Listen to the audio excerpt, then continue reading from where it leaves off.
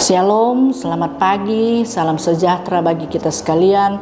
Sebelum kita mengerjakan pekerjaan kita atau melaksanakan aktivitas kita pada pagi ini, saya akan membawakan firman Tuhan yang saya beri judul Selalu Bersyukur.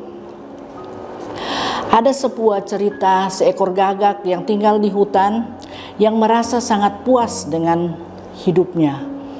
Suatu hari dia melihat seekor angsa. Angsa itu sangat putih bulunya. Dan gagak ini mulai berpikir bahwa angsa ini pastilah burung yang paling berbahagia di dunia. Kemudian disampaikanlah pikirannya itu kepada angsa itu. Dan angsa menjawab, "Ya, dulunya saya juga berpikir bahwa saya adalah binatang atau burung yang paling berbahagia. Sampai aku bertemu dengan burung betet yang mempunyai bulu 2 warna. Dan aku berpikir pastilah burung betet ini adalah burung yang paling berbahagia." Dan gagak ini pergi kepada burung betet ini dan dia mengatakan, "Kau ini pasti burung yang berbahagia di dunia." Namun burung betet itu berkata, "Ya, memang dulu saya berpikir bahwa saya ini adalah burung yang sangat berbahagia.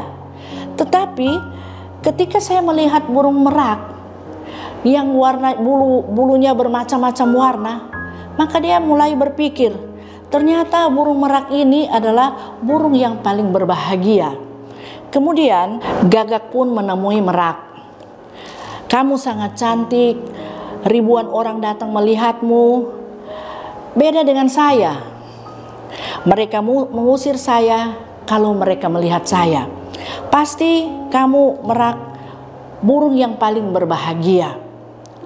Jawab burung merak itu, "Ya, betul. Dulu saya beranggapan begitu. Tapi justru ketika saya melihat burung gagak, saya berpikir malah burung gagaklah yang paling berbahagia.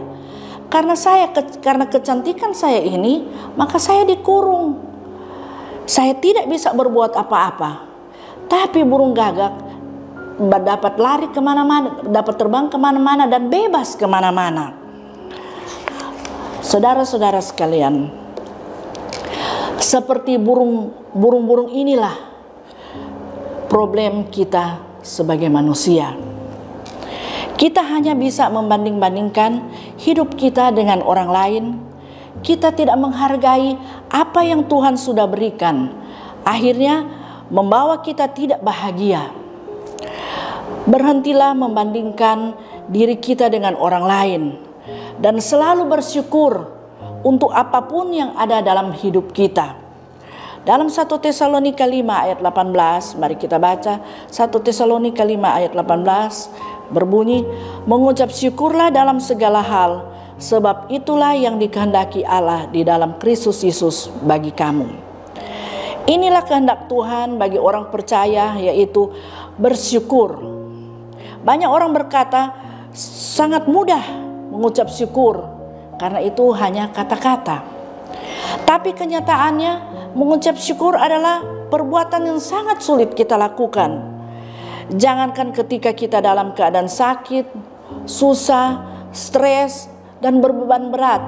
Ketika kita juga hidup kita diberkati oleh Tuhan, kita kadang lupa mengucap syukur dan sangat susah, sangat sulit kita mengucap syukur. Ayat ini terjadi karena betapa pentingnya ucapan syukur itu bagi orang percaya. Tapi ketika kita hidup diberkati, hidup dalam keadaan baik-baik, kita lupa mengucap syukur.